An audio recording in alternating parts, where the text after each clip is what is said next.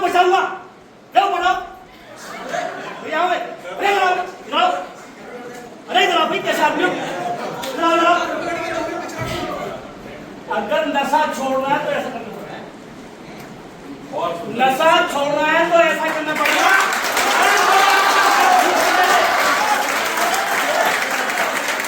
कोई अगर आपका हाथ खींचने आया है, नशे से दूर करने आया है, तो आपको उसके साथ चलना पड़ेगा।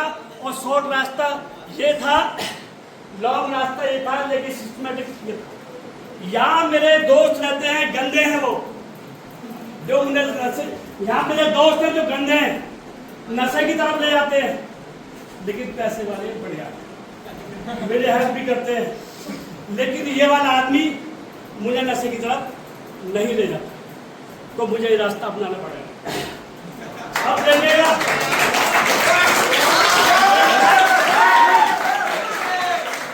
तो क्या हम भारत में निवास नहीं करते हैं? करते हैं। तो उत्तराखंड नशा मुक्त होगा या भारत नशा मुक्त होगा?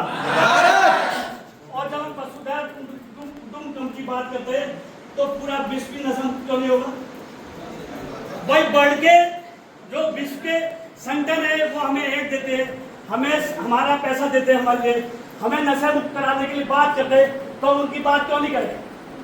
और एक बात, रिटायर एसोसिएट के कार्य हो जाए, ये 60 साल के बाद भी रिटायर नहीं हुए। क्यों नहीं हुए? कि इन्होंने अभी भी एक जज्बा है, ये पुलिस के पास है, आपके पास है, जो काम पहले ये अपराधियों को जेल भेजने के लिए करते थे, तो नहीं डर हुआ तो किसी की जरूरत पड़ेगी दवा की, और दवा इसलिए होती है कि आदमी सही हो जाए और दर्द से आराम मिल जाए। तो उसी दौर में 18वीं शताब्दी के लगभग में मॉर्फिन दवाई, कौन सी? मॉर्फिन। वो नशा होता था उससे और दर्द कम होता था, तो सैनिकों के लिए वो दवा दी गई, सैनिकों के लिए वो दवा दी गई, उनका वो भी बरकरार रहा, वो युद्ध जीते और उन्हें युद्ध जीतने में कोई दिक्कत नहीं हुई। लेकिन जैसे सैनिक अपने घर वापस गए तो उन्हें मॉर्फिन नहीं मिली, उनके शरीर में टूटन चालू हो गई, कमजोरी चालू हो गई, और दवा वहां मिली नहीं। लेकिन बीमारी लग गई, रोग लग गया, लत लग गई, किसकी? नशे की। जब लत लग गई तो लत को छोड़ने के लिए आदमी क्या करता है बताओ? एक दवा, एक ड्रग छोड़ने के लिए दूसरी दवा का प्रयोग करता है आदमी। क्या वो अच्छी बात है? नहीं ना।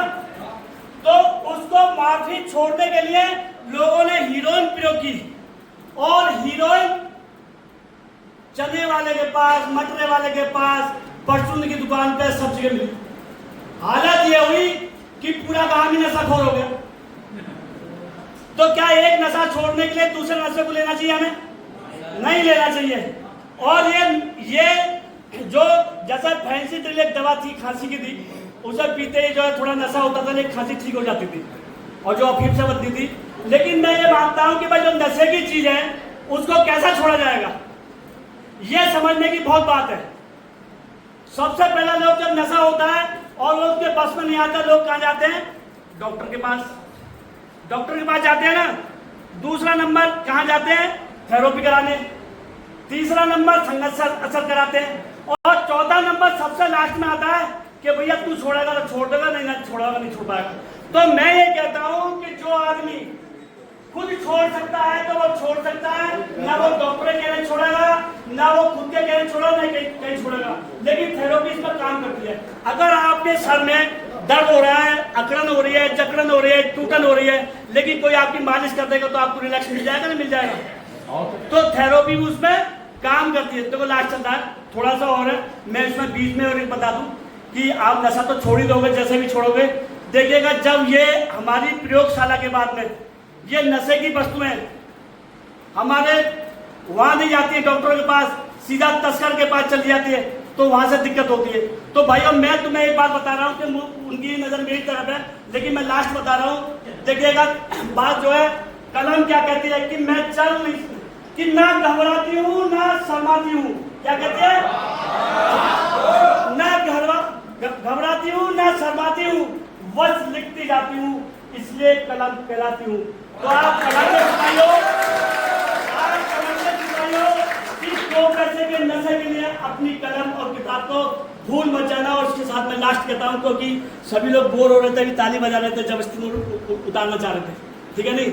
तो मैं बता रहा हूँ आपके लिए, मैं बोलूंगा कि नशा उसने बोलना है, जितना मैं लंबा बोलूं उतना ही बोलेगा। आपके प्रिंसिपल साहब के ऑफिस में कोई अगर चीज रखी हो तो गिर जाए, इतनी आवाज में बोलूंगा, यहाँ से आवाज मत करनी। मैं बोलूंगा नशा नहीं, खुशी अपनाएंगे। आप बोलेंगे पढ़ने आए और कामयाब होकर, ठीक है नहीं?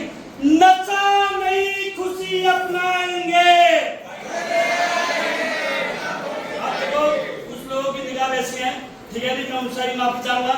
और मैं आपसे सबसे एक रिक्वेस्ट करता हूँ, बस क्या आप अपने पिताजी की जुरात देख लेना उतार के, कि वो फटी हुई है, कच्छा देख लेना, बनियान देख लेना, ठीक है नहीं? उनका खाना देख लेना, पीना देख लेना। कोई लोग कितनी परेशानी में आपको पढ़ा रहे हैं। और एक उम्मीद है, एक उम्मीद के साथ हमारा बेचता है कि मैं जो बन गया तो बन गया, लेकिन मुझसे आगे जो बनेगा वो मेरा बेटा बनेगा, मेरी बेटी बनेगी। तो आप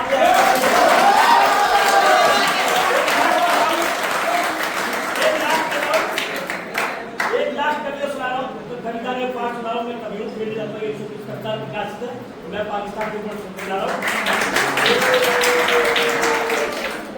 कि जो जम्मू कश्मीर में था ना, कि हट 99 कविता में कि हट जाओ तुम कारगिल से, कि हट जाओ तुम कारगिल से, ये हिंदुस्तान हमारा है और बेशरम बदशरम कर पाकिस्तान तुझे कई बार हमने मारा है।